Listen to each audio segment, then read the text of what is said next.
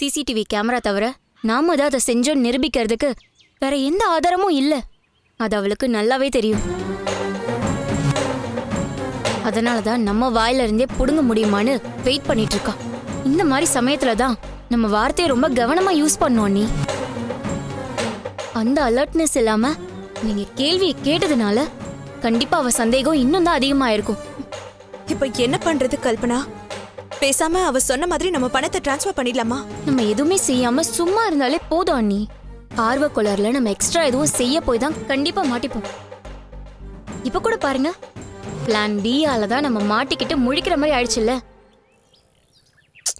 ஆக்சுவலா நம்ம இந்த பிளான் பியை போட்டிருக்கவே வேணாம் அண்ணி. அருண் கிட்ட டீட்டெயிலா பேசிட்டேன். அவர் நிச்சயமா இந்த ஃபங்க்ஷன்ல கலந்துக்க மாட்டாருன்னு நான் தான் அடிச்சு சொன்னேன்ல. இப்ப பாத்தீங்களா, அருண் வீட்டை விட்டே போயிட்டாரு. அந்த அவமானமே அவளுக்கு போதும் அண்ணி.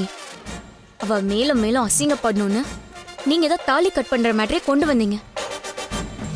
அந்த விஷயம் டோட்டலா சொதப்பி நம்மளே மாட்டி விட்டுருச்சு. நான் என்ன பண்றது கல்பனா? பிளான் ஏ ஊத்திக்குச்சுன்னா பிளான் பி ஆவது ஒர்க் அவுட் ஆகும்னு நினைச்சேன்.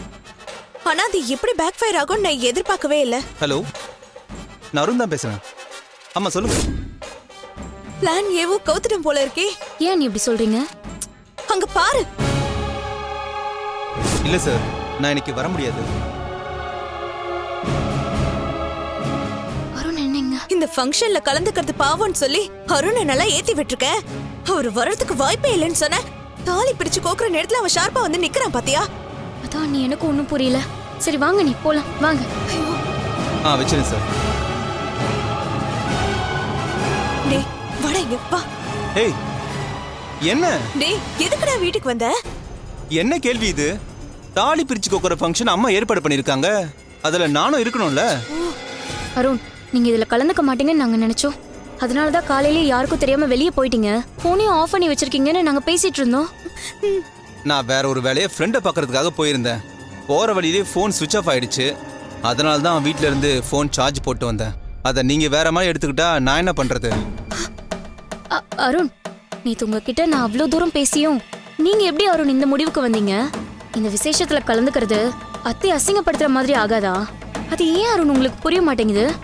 ஐயோ, எனக்கும் புரியுது கல்பனா. நானும் இதுல கலந்துக்க கூடாதுன்னு தான் இருந்தேன். ஆனா நீங்க பேசிட்டு போனதுக்கு அப்புறம் அம்மா வந்து என்கிட்ட பேசினாங்க. என் கல்யாணத்துல நடந்த குழப்பத்துல சுத்தி இருக்கிறவங்க நம்ம குடும்பத்தை பத்தி தப்பா நினைக்கிறாங்களாம். நினைச்சதோட விட்டா கூட பரவாயில்ல, நம்மள பத்தி விசாரிக்கிறவங்க கிட்ட கேவலமா வேற பேசுறாங்களாம். சுதாவுக்கு வந்த வரன் கூட அப்படிதான் தட்டி போச்சான். இப்படியே போயிட்டு இருந்தா ஒரு பொண்ணு கூட கல்யாணம் பண்ண முடியாதுன்னு சொல்லிட்டு அம்மா ரொம்ப வருத்தப்பட்டு இருக்காங்க. அம்மா தேவையில்லாம கவலைப்படுறாங்கடா. ஊர்ல இருக்க எல்லார்கிட்டயும் போய் எங்க மேல தப்பு இல்லைன்னு விளக்க சொல்லிட்டு இருக்க முடியுமா? அதெல்லாம் முடியாதுதான் வித்யா. ஆனா அதே சமயத்துல நம்மளை பத்தி தப்பா நினைக்கிறவங்களையும் நம்ம அலட்சியப்படுத்த முடியாதுல்ல. மத்தவங்களுக்கு நம்ம மேல இருக்கிற தப்பான எண்ணத்தை முதல்ல மாத்தணும். நம்ம இழந்த கௌரவத்தையும் மரியாதையும் நம்ம மீட்கணும். அப்பதான் என் 3 பொண்ணுகளையும் நல்லபடியா கல்யாணம் பண்ணி கரை சேர்க்க முடியும். அதுக்கு இந்த விசேஷம் நல்லபடியா நடந்தாகணும்னு சொல்லிட்டு அம்மா சொன்னாங்க. அம்மா சொன்னதான் சரின்னு எனக்கு தோணுச்சு. அதனாலதான் சரின்னு நானும் ஒத்துக்கிட்டேன். அத்தை அப்படிதான் அருண் சொல்வாங்க. ஐயோ ப்ளீஸ் கல்பனா. எப்ப வந்த? உன்னை காணோம்னு அம்மா தேடிட்டு இருக்காங்க. உள்ள வராம இங்க என்ன பண்ணிட்டு இருக்க? இல்ல சுதா, உள்ள ஒரே கூட்டமா இருக்குல்ல, அதான் எப்படி வருதுன்னு யோசிச்சுக்கிட்டு இங்கே நின்று பேசிக்கிட்டு இருந்தோம். சரி, நீ பின்வாசல் வழியா மேல ரூமுக்கு போயிடு. நான் உன் ட்ரெஸ் எடுத்துட்டு வந்துடுறேன். சரி. அருண், கல்பனா இங்க பாரு, இனிமே இதை பத்தி பேச வேண்டாம். அம்மாவுக்காக தானே நீங்க இதுல கலந்துக்க வேணாம்னு சொன்னீங்க. ஆனா அம்மாவே கண்டிப்பா இது நடந்தாகணும்னு சொல்றப்ப அவங்க வார்த்தையை மதிக்கிறது தானே சரியா இருக்கும்.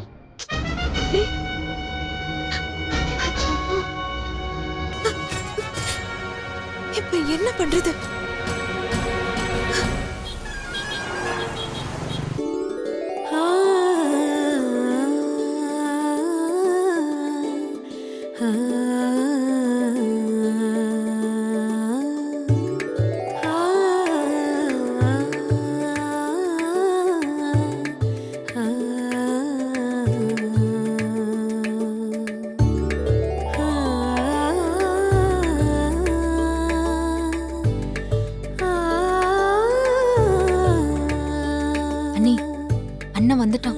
மேல ட்ரெஸ் சேஞ்ச் பண்ணிட்டு இருக்கான். நீங்க ஒன்றும் கவலைப்படாதீங்க. முருகன் துணை. தாலி கோக்கறதுக்கு பொண்ணு வீட்டு சார்புலயும் மாப்பிள்ளை வீட்டு சார்புலயும் உருப்படி வாங்கிட்டீங்களாமா? வாங்கியாச்சு சாமி. அத ஒரு தட்டுல வச்சு எடுத்துட்டு வாங்கம்மா. சரிங்க சாமி. ஓம் அஷ்டலட்சுமி. ஒரு நிமிஷம் கோமதி. இது ஒன்றும் சாதாரண விசேஷம் இல்ல. தாலி பிடிச்சு கோக்குற சடங்கு. புருஷனோட நல்லபடியா குடும்பம் நடத்துறவங்க தான் இந்த உருப்படி எல்லாம் எடுத்துட்டு வரணும்.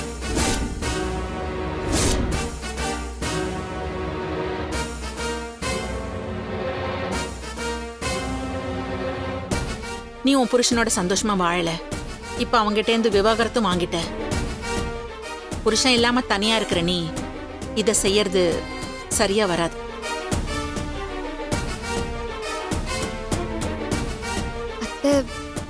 பார், நான் உங்க அக்காவை குத்தி காட்டுறதுக்காக இப்படி சொல்லல. நிஜம் அதுதானே.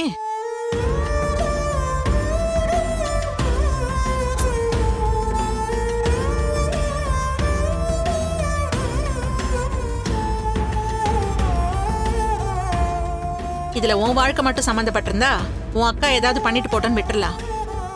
இதுல என் பையனோட வாழ்க்கையும் அடங்கியிருக்கு.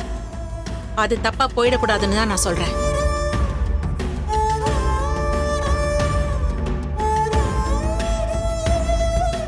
உன் குடும்பத்துல இருந்து வேற யாராவது இருந்தா அதை எடுத்துட்டு வந்து சபையில வைக்கட்டும். இவ வேண்டாம்.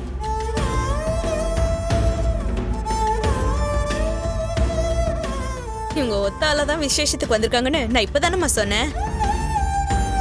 வேற ஏதாவது சொந்தக்காரங்க வேணும்னா இவங்க ஆள் செட் பண்ணி தான் கூட்டிட்டு வரணும்.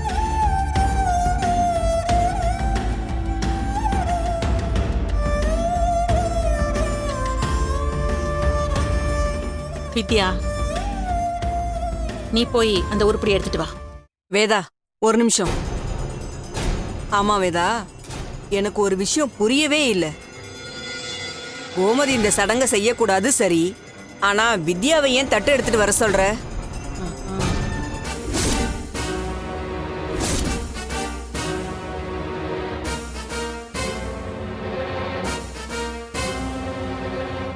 கோமதியாவது புருஷனை விட்டு பிரிஞ்சவ, ஆனா வித்யா புருஷனே இழந்தவளாச்சே.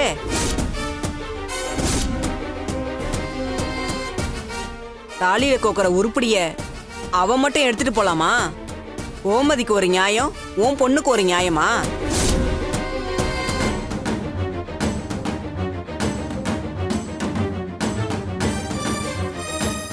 ஆண்டி, நீங்களா இப்படி எல்லாம் பேசுறீங்க?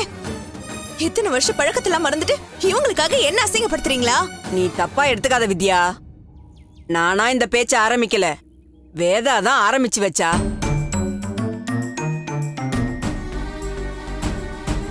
பையன் வாழ்க்கை நல்லா இருக்கணும்னு தானே கோமதிய செய்ய வேணான்னு உங்க அம்மா சொல்றா.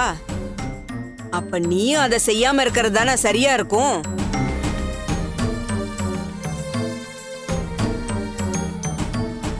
வேதா, உன்னையும் உன் பொண்ணையும் நோகடிக்கணும்னு நான் இப்படியெல்லாம் பேசல. நியாயங்கிறது பொதுவா தானமா இருக்கணும். நீ சொன்ன விஷயத்துல இன்னொரு பிரச்சனையும் இருக்கு. ஏமா கோமதி, இந்த உருப்படிய கடைக்கு போய் யார் வாங்கிட்டு வந்தா? நான் தான் வாங்கிட்டு வந்தேங்க. கேட்டியா வேதா? இந்த பொண்ணு தான் வாங்கிட்டு வந்திருக்கா. இதெல்லாம் வேணான்னு சொல்லிடுவியா நீ? இல்ல இப்ப போய் புதுசா யாராவது வாங்கிட்டு வந்துட முடியுமா?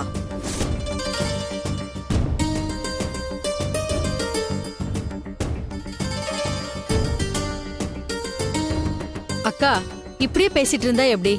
இதுக்கு என்னதான் முடிவுன்னு சொல்லுங்க. பெரியவங்க யாரும் தப்பா நினைக்கலன்னா நான் ஒன்னு சொல்லலாமா? இது உனக்கு நடத்துற விசேஷமா? தாராளமா சொல்லு, நாங்க இருக்கோம்.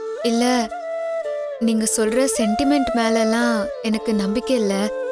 நானும் அருணும் நல்லபடியா வாழ்றது எங்க அன்புலையும் நாங்க ஒருத்தர் ஒருத்தர் புரிஞ்சு நடந்துக்கிறதுலயும் தான் இருக்கு.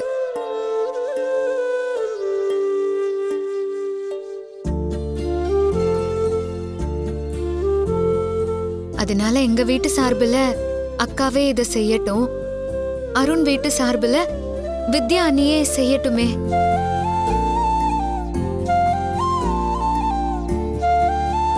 பொண்ணே இவ்வளவு தெளிவா இருக்கும்போது நாம ஏன் இவ்வளவு யோசிக்கணும் வேதா? அப்படியே செஞ்சிருவோம். கோமதி, நீ போய் தட்டு எடுத்துட்டு வாமா.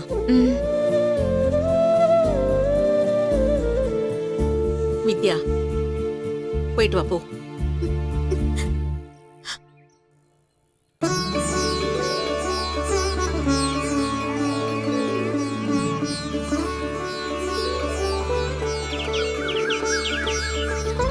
ஓம் பிரசன்ன லக்ஷ்மியே போற்றிவோம், பிரகாச லக்ஷ்மியே போற்றிவோம், வில்வ லக்ஷ்மியே போற்றிவோம், பூலக்ஷ்மியே போற்றிவோம், புவன லக்ஷ்மியே போற்றிவோம், பூஜ்ய லக்ஷ்மியே போற்றிவோம், பூர்ணலக்ஷ்மியே போற்றிவோம், போகலக்ஷ்மியே போற்றிவோம், மகாலட்சுமியே போற்றிவோம், மாயாலட்சுமியே போற்றிவோம்.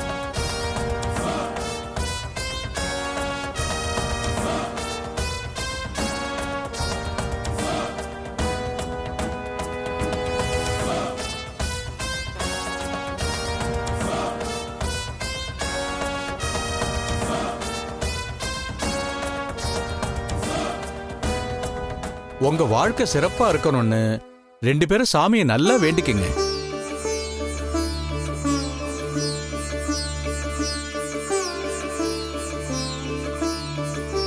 சுமங்கலி பொண்ணுங்கெல்லாம் சேர்ந்து தாலி உருப்படியை கோக்க சொன்னனே, கோத்துட்டீங்களா? கோத்தாச்சு சாமி. கொடுங்க. இந்தாங்க. மகாலட்சுமியே ஓம் ஐஸ்வர்யலட்சுமியே போற்றிவோம், ஓங்காரலட்சுமியே போற்றிவோம், கஜலட்சுமியே போற்றிவோம், கனகலட்சுமியே போற்றிவோம், கற்பகலட்சுமியே போற்றிவோம், லட்சுமியே போற்றிவோம். தம்பி, பொண்ணு கழுத்துல இந்த தாலி செயினை போட்டு விடுப்பா. வாங்கிக்க தம்பி.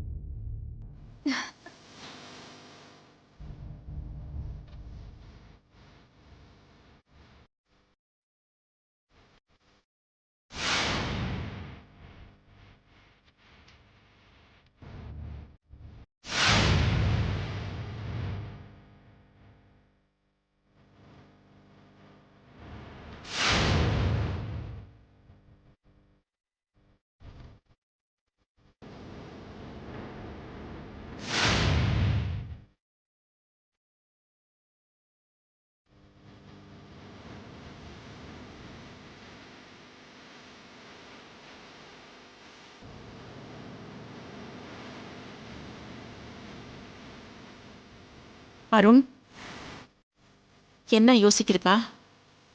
தாலியை போடுப்பா.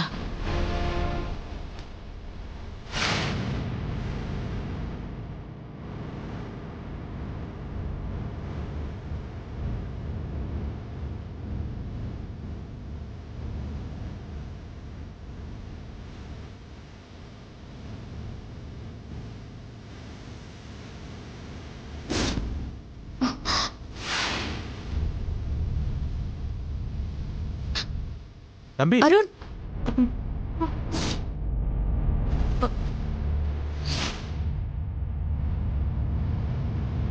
என்ன இந்த பையன்? அருண் என்ன பண்றீங்க அருண்? என்னால உன் கழுத்துல தாலி செயினை போட முடியாது.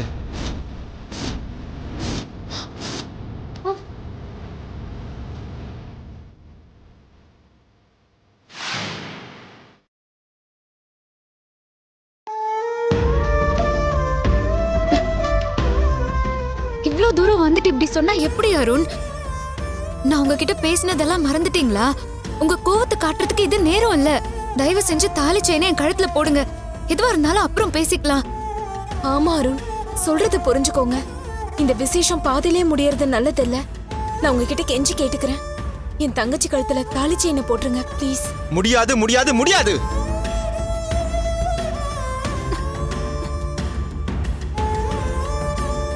என்னாச்சு இவனுக்கு? ஏன் இப்படி எல்லாம் பண்றான்? அருண் ஏய், ப்ளீஸ். ஏய். அருண், நில்லுப்பா. என்னாச்சுப்பா? அக்கா, நீங்களும் ஏன் எந்திரிச்சிட்டீங்க? ஃபங்க்ஷன் கண்டிப்பா நடக்கும். உட்காருங்க. உட்காருங்க அண்ணே. உட்காருமா. அருண், இந்த விசேஷம் எவ்வளவு முக்கியம்னு நேத்து ராத்திரி உங்ககிட்ட பேசினல, நீ அதை ஏத்துக்கிட்ட. இப்ப ஏன் திடீர்னு மாத்தி பேசுற? அம்மா, உங்க வார்த்தையை மீறி நடந்ததுக்காக என்ன மன்னிச்சிருங்க. உங்களை அவமானப்படுத்தின கழுத்துல நான் திரும்ப தாலியை போட்டா நான் உங்களையே அவமானப்படுத்தின மாதிரி ஆயிடும். அந்த பாவத்தை என்னால செய்ய முடியாதுமா.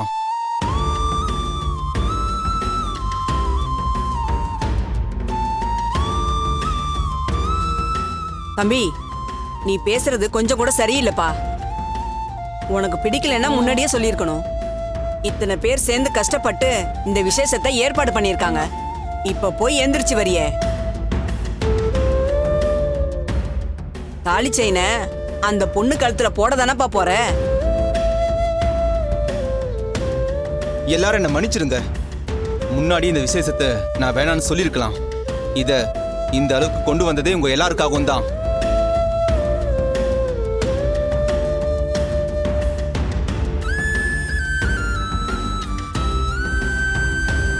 எங்க வீட்டுல நடக்கிறத அறகுறையா தெரிஞ்சுக்கிட்டு நீங்க எல்லாருமே கண்டதையும் கற்பனை பண்ணிட்டு இருக்கீங்க.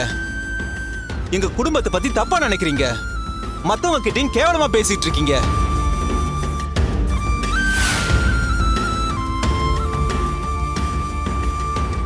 அது எல்லாத்துக்குமே ஒரு முடிவு கட்டுறதுக்காக தான் உங்க எல்லாருமே இங்க வர வச்சனே தவிர இவ கழுத்துல தாலி போடுறதுக்காக கிடையாது.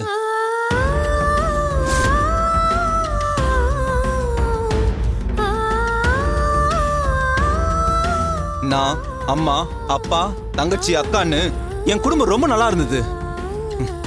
எப்ப இவ என் வாழ்க்கையில வந்தாலோ அப்பவே என் வீட்டுல இருந்த நிம்மதி, சந்தோஷம் எல்லாமே போச்சு.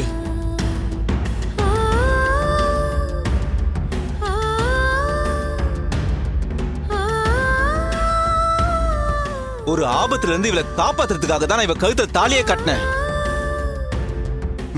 அப்போ இவன் மேல எனக்கு விருப்பமும் இருந்துச்சு.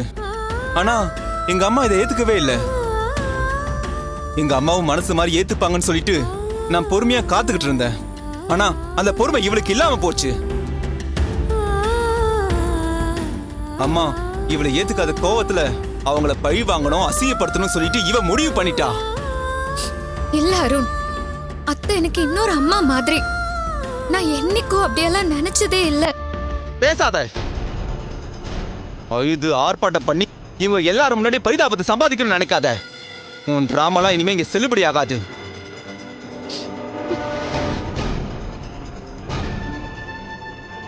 எங்க அம்மா மேல இருந்த கோவத்துல இவளும் எங்க அக்காவும் என்ன பண்ணாங்க தெரியுமா? எங்க அம்மா வரதட்சணை கேட்டு கொடுமை பண்றாங்க, டார்ச்சர் பண்றாங்கன்னு சொல்லிட்டு போலீஸ்ல போயிட்டு பொய்யா கம்ப்ளைண்ட் பண்ணாங்க.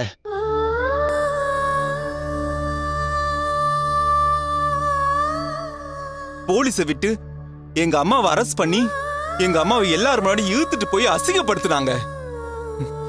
போலீஸ் என்னையும் எங்க அம்மாவையும் ஒரு கிரிமினல் மாதிரி ட்ரீட் பண்ணாங்க.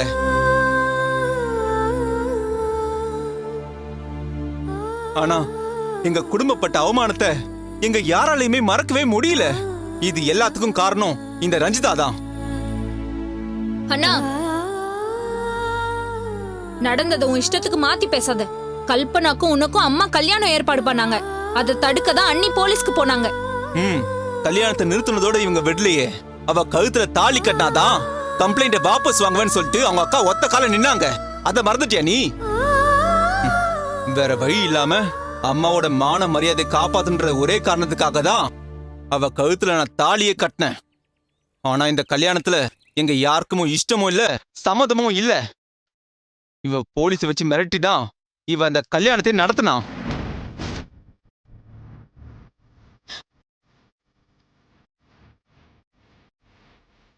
இவன் நினைச்சது சாதிக்கிறதுக்காக சாகுற வரைக்கும் எங்க அம்மாவுக்கு மறக்கவே முடியாத அவமானத்தை இவ கொடுத்திருக்கா.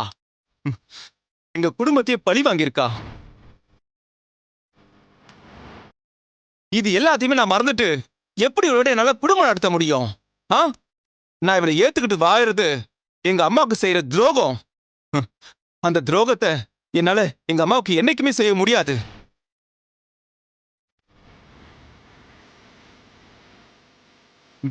இங்க பாருங்க, நாங்க எல்லாரும் எப்பவும் போலதான் இருக்கோம். எங்க மேல எந்த தப்பும் கிடையாது. நாங்க வெளியே தப்பா தெரியறதுக்கான காரணம் இவதான், இவ மட்டும்தான். இவளை என்னால மன்னிக்கவே முடியாது. பொண்டாட்டியாவும் இவளை என்னால ஏத்துக்கவே முடியாது. இவ கழுத்துல என்னால தாலி செயினை போட முடியாது. அருண், அருண் ப்ளீஸ் அருண். போலீஸ்ல கம்ப்ளைண்ட் பண்ணது நான் தான். ரஞ்சிதாக்கும் இதுக்கும் எந்த சம்பந்தமும் இல்ல. நான் செஞ்ச தப்புக்கு ரஞ்சிதாவை தண்டிச்சிடாதீங்க. அவளை ஏத்துட்டு வாழ பாருங்க அருண். அது இந்த ஜென்மத்துல நிச்சயமா நடக்காது. அருண் அருண் அண்ணா அத்தனா அருண் அத்தை நீங்க பேசுங்க அத்தை. அருண் நில்லு. அருண் என்னப்பா நீ பாட்டு எந்திரிச்சு வந்துட்ட? இந்த பார், நான் கூப்பிட்ட மரியாதைக்காக எல்லாரும் வந்திருக்காங்க. அந்த மரியாதைக்காக வந்து சடங்க செஞ்சுட்டு போப்பா. மா ப்ளீஸ்மா, என்னால முடியாது, என்னை விட்டுருங்க. அருண் அருண் நில்லு.